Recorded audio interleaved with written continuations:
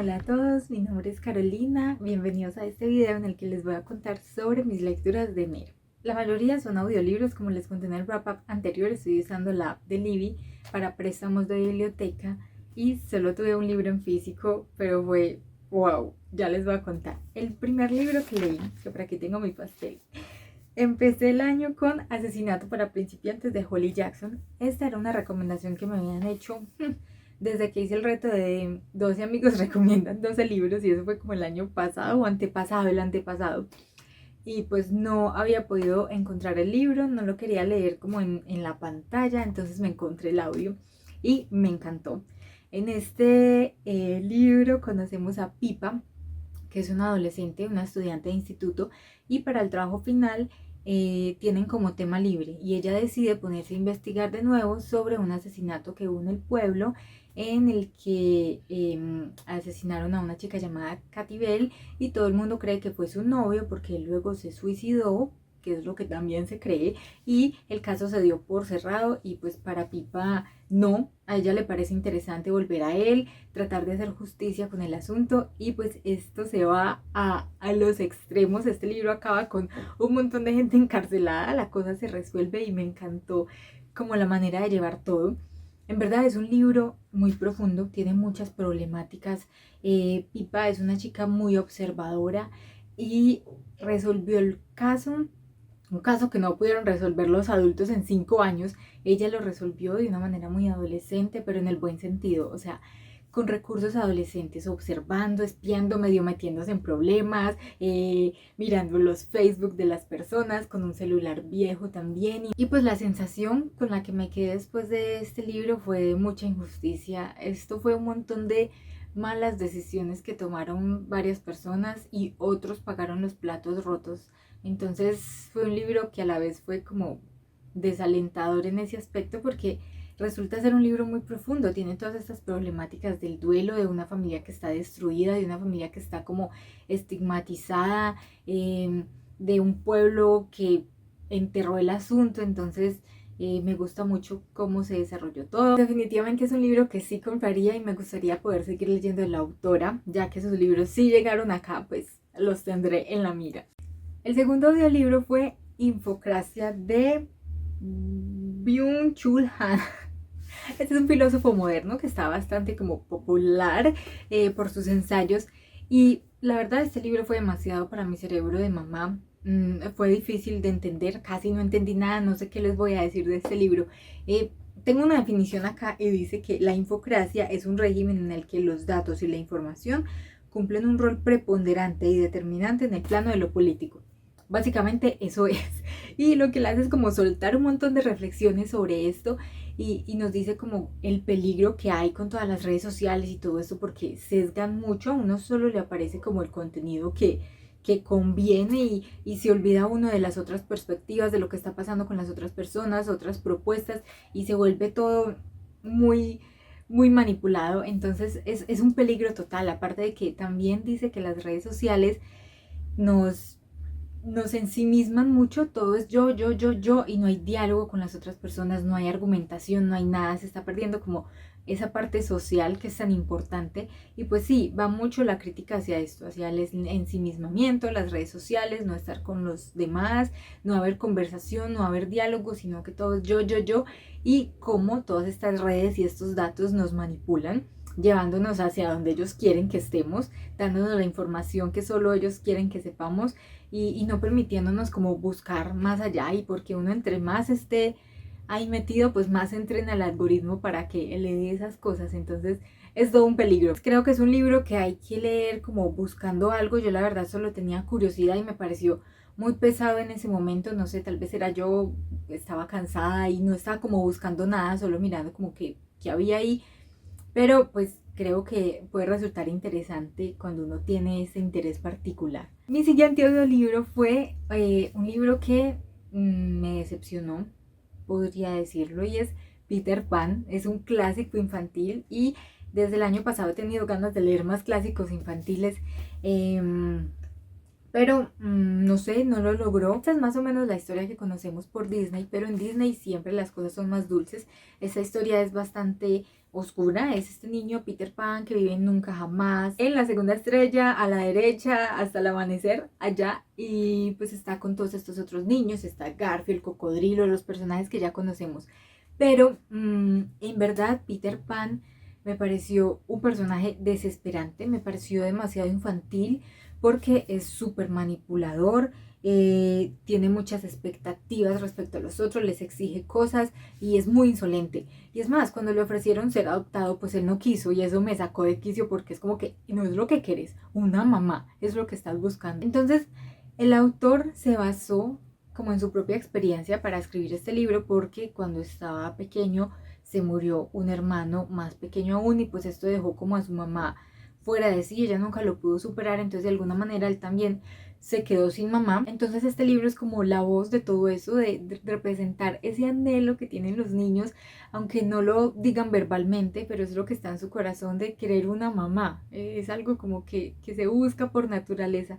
Pero la manera de representarlo aquí me pareció bastante desesperante y como les digo, Peter no se quiso dejar adoptar y luego siempre estaba buscando una mamá en Wendy y generación tras generación lo sigue haciendo. Entonces no sé, me pareció tan raro, no me gustó la manera en la que se representó, aunque entiendo que haya sido muy importante en su momento y haya sido como un trabajo muy desde adentro que haya hecho el autor, pero pues no. Además también Campanita es un peligro, es mala de verdad, es súper cruel, no es de confiar. Me gustaron los personajes y todas las cosas eran ahí como muy volando, entonces la verdad no me gustó este clásico. Mi siguiente audiolibro fue Piso para dos de Beth O'Leary. Esta autora quería leerla hace tiempos y afortunadamente todos sus libros están ahí en la biblioteca, entonces voy a ir prestándolos de a poco. Porque este primero sí me gustó, aunque casi lo abandono al principio porque estos personajes tienen unos amigos muy patéticos que me caen mal, me desesperan porque sus planes son irse a rumbear y a meterse en problemas y todo eso y es una perdera de tiempo me parece a mí, entonces me desesperan bastante esos personajes. Yo quería como que pasaran cosas más importantes, más aportantes y casi abandono el libro por eso al principio, pero luego cuando ya se centraron más en los dos personajes que nos importan, me gustó. Bueno, este libro ya fue muy famoso, de pronto ustedes ya saben de qué trata. Es una historia muy particular en la que alguien necesita un piso para vivir y alguien necesita más dinero y alquilar su piso, compartirlo, pero no solo es compartir su piso, sino compartir la cama. Tiene una cama doble y trabaja por la noche y entonces él dice como que bueno, la persona que lo alquile puede usar la cama por la noche, yo vengo en la mañana y la uso de día y así. Y así es como conocemos a León y a Tiffy. León o Lion, creo que se pronunciaba Lion, es un enfermero de cuidados paliativos y a mí me cayó bien casi que automáticamente por eso, porque eso hacía que él fuera un hombre muy como muy tranquilo, muy paciente, muy observador.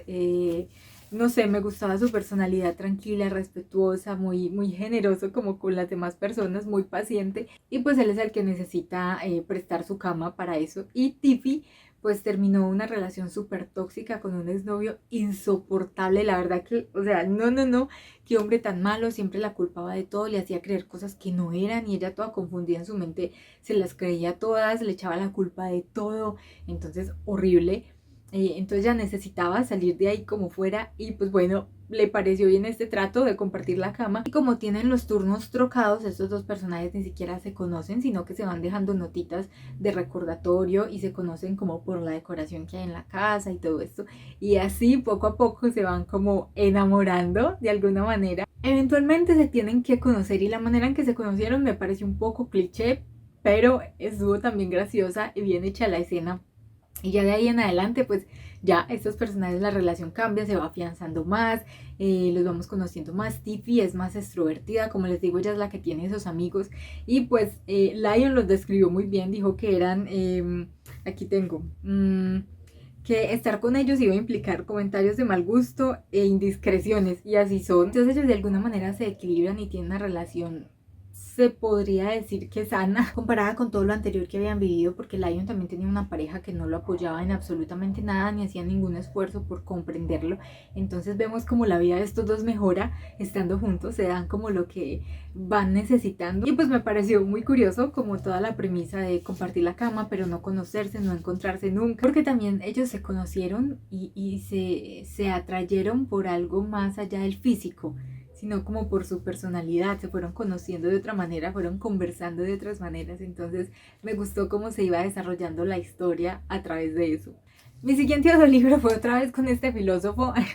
Lo estoy intentando, y fue Vida Contemplativa. Pensaba que se podía hacer algo más tranqui, pero la verdad también fue una vacía de reflexiones. Aquí tengo muchas frases de él, y la idea es que también vuelve a hablar como del yo y de todo este acelere que hay, y dice que nos sobreexplotamos pensando que en verdad estamos triunfando y siendo productivos, pero la verdad es que nos exigimos bastante, y a veces nos hacemos daño con eso y no tenemos tiempo de volver a la vida contemplativa, a parar un momento.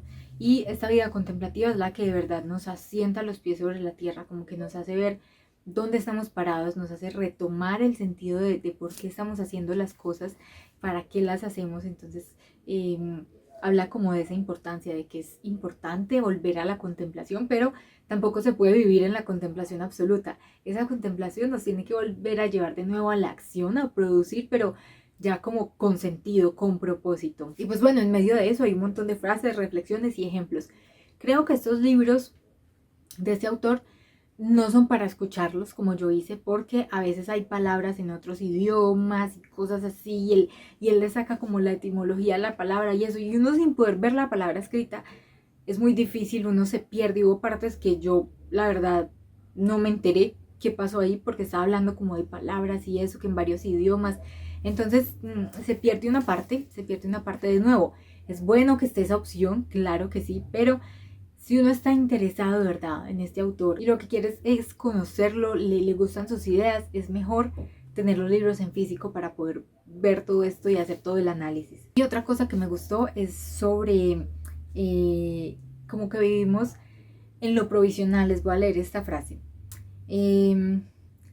Nos apartamos de cualquier forma de para siempre, adjuramos de las prácticas que toman mucho tiempo, como la fidelidad, la responsabilidad, la promesa, la confianza y el compromiso.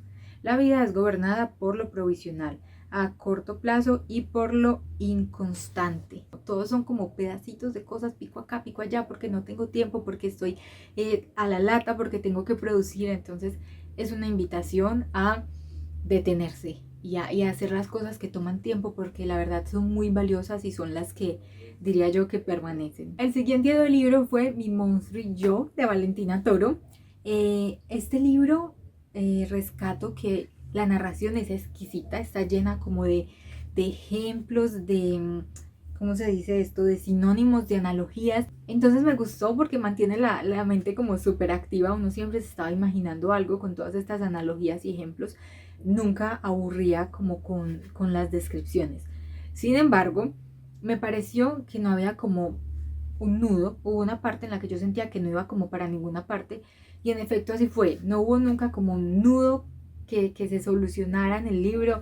No, me parece que el libro es más bien una reflexión sobre los miedos, y ese es el monstruo. Es como esos miedos, ese monstruo que nos acompaña toda nuestra vida, porque a la protagonista la conocemos desde que está chiquita hasta que ya es una adulta. Entonces vemos como esos miedos se hacen grandes. Esos miedos, me pareció una relación bastante tóxica, a veces no la dejaba acercarse a las personas, era una especie de burbuja como ella lo describe, y yo creo que así son nuestros miedos, a veces así de abusadores son, que no nos dejan hacer las cosas, pero como uno no los ve, pues no piensa eso. Pero aquí, cuando se ve representado con este monstruo, con su burbuja, yo pensaba, pero ¿qué es esa toxicidad? O sea, ese monstruo te tiene atrapada, no te deja hacer nada, y así somos. Entonces me parece que el libro es más que todo una reflexión de esto y de cómo aprendemos a vivir con esto. Ella tuvo que plantarse y conversar con el monstruo, enfrentarlo y tener esta conversación difícil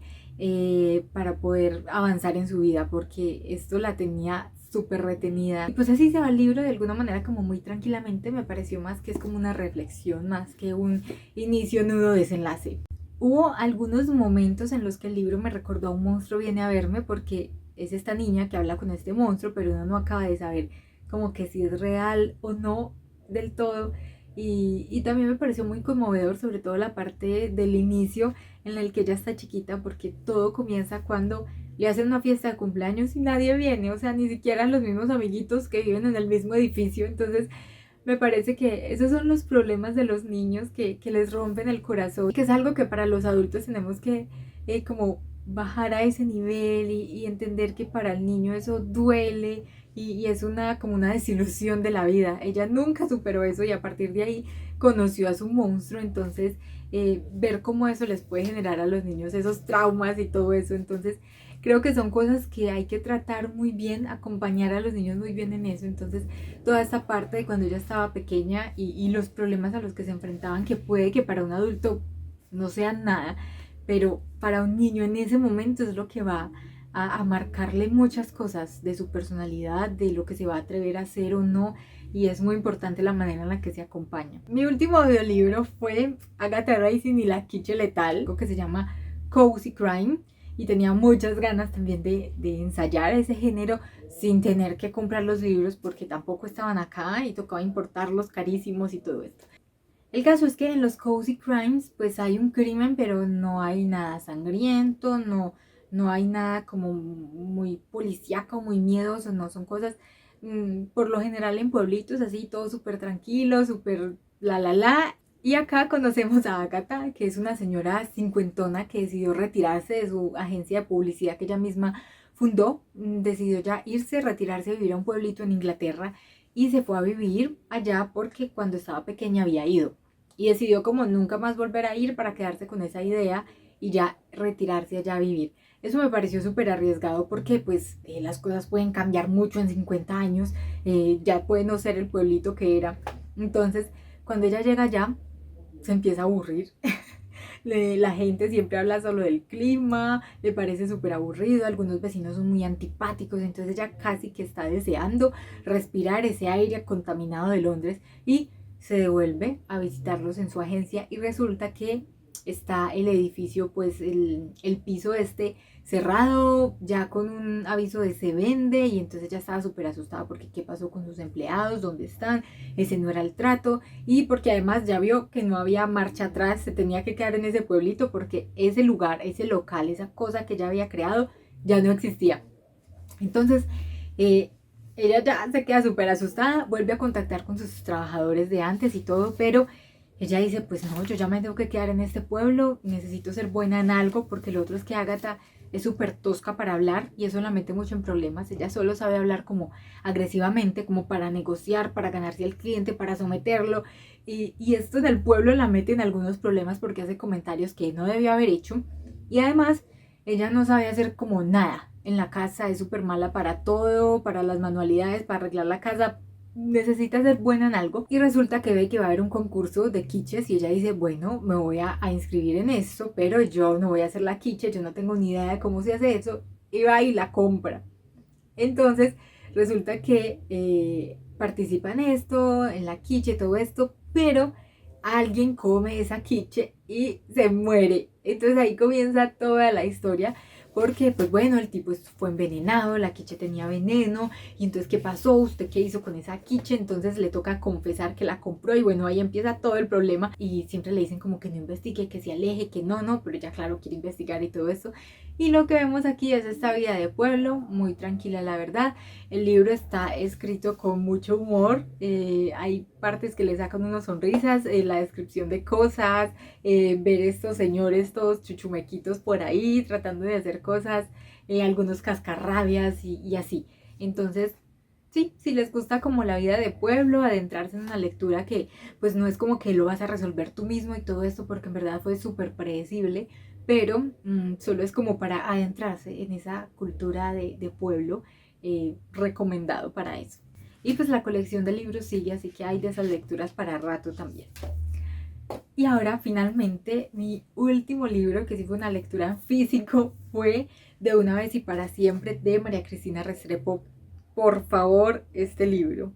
Este es el reto de leyendo autoras por primera vez, ya casi acabo, solo me quedan 2, solo me queda Jane Eyre y Una holandesa en América, para completar ese reto que lo traigo desde el año pasado intentando bajar mis pendientes. Este es un libro más o menos romántico, lo que pasa es que es muy dramático, del siglo XIX en Antioquia. Entonces vamos a ver muchas cosas de la cultura, de las tradiciones, de las casas, de los pueblos, de incluso la fundación de algunos pueblos y de cómo era Medellín antes. Y pues yo iba más que todo por eso, a pesar de que ya sabía que el libro era trágico, porque es que desde la primera línea se sabe, ya yo me quedé con la boca abierta. Y, o sea, esto se vuelve como, necesito saber la historia completa, quiere uno es ya saber el chisme del libro. Pero la verdad este libro fue como tan dramático que yo terminé aburridísima, me dio fue como una rabia de que esto pasara, porque esta historia está basada en su bisabuela, en la bisabuela de la autora, pero es la historia de cualquier mujer de esa época, pudo haber sido cualquiera. Yo en algunos momentos, en algunas partes veía ya a mis abuelas y pensaba que todo eso pasó tan cerquita de mí, apenas hace 2 generaciones. Entonces es un libro que confronta mucho por eso y me da rabia porque era ver el sometimiento de las mujeres a algunas cosas y cómo la familia se va disolviendo y perdiendo y no hay nada que uno pueda hacer. A mí eso me afecta mucho, lo de la familia. Y bueno, ahora sí les digo de qué trata. Aquí conocemos a Rosita, que es una mujer hermosa que se casó con el general Acosta y su matrimonio fue muy corto. Por razones que van a encontrar acá, él va a perecer. Y entonces vemos también cómo era esta tradición de que pues los novios prácticamente no podían hablar, cuando hoy en día esta etapa de noviazgo es para conocerse, para uno tomar la decisión correcta, la más acertada, y pues no, ellos solo pudieron hablar como una vez antes de la boda, y antes de eso solo se vieron como una vez, que fue la vez en la que se enamoraron y ya. Y entonces es como esto de casarse con un completo desconocido. Y por ejemplo el papá de Rosita tener que entregar su hija a un completo desconocido, y así eran las cosas, solo como por la reputación, más o menos lo que se sabía, y eso que no investiga mucho porque tampoco a veces convenía. Entonces vemos todas estas tradiciones tan sofocantes vistas hoy en día, y, y vemos que afortunadamente Rosita fue muy afortunada, valga la redundancia, y el general la amaba, la respetaba, la cuidaba, y ella no entendía por qué las mujeres hablaban tan mal del matrimonio, si a ella le iba tan bien y se sentía tan bien con este hombre y lo quería tanto, y por eso es tan trágico y tan doloroso que ellos no puedan envejecer juntos y solo tuvieron un hijo, y luego también no les voy a contar porque no, es que este libro ya me están dando escalofríos otra vez hablando de él. Eventualmente Rosita vuelve y se casa, tiene una familia, tiene otro hombre que la quiere, también la cuida. Rosita fue muy afortunada siempre en esto, pero ella se quedó como desdichada de alguna manera. Y cuando a ella le pasaban más cosas malas, la gente decía como que no sé cómo hace, cómo le está pasando esto. Ella decía como que no, he pasado por cosas peores. Y pues todos sabíamos que se refería al general, a haber perdido al general. Y entonces vemos cómo Rosita sale adelante, saca a su familia adelante, es una mujer trabajadora, envejece, vemos los matrimonios de sus hijas. Pero sí, es que no les quiero contar nada más por si quieren leer esta historia, porque la gracia creo que está en ir viendo lo que le pasa a cada personaje e irlo sintiendo con ellos. De nuevo, no hay como un inicio, nudo, desenlace muy marcado, pero como les digo, es como un chisme que uno quiere saber, es una historia familiar que uno necesita saber desde la primera página. Así que recomendadísimo. Este libro lo conozco hace años y por fin aquí está. Tengo muchas cosas subrayadas, sobre todo cositas que tienen que ver con Rosita y su relación con el general, porque me gustó bastante, aunque fue corta. Y bueno, esas fueron todas mis lecturas de enero, la mayoría audiolibros, lo que me ha permitido avanzar muy rápido, adentrarme en nuevos géneros. Eso me ha gustado mucho,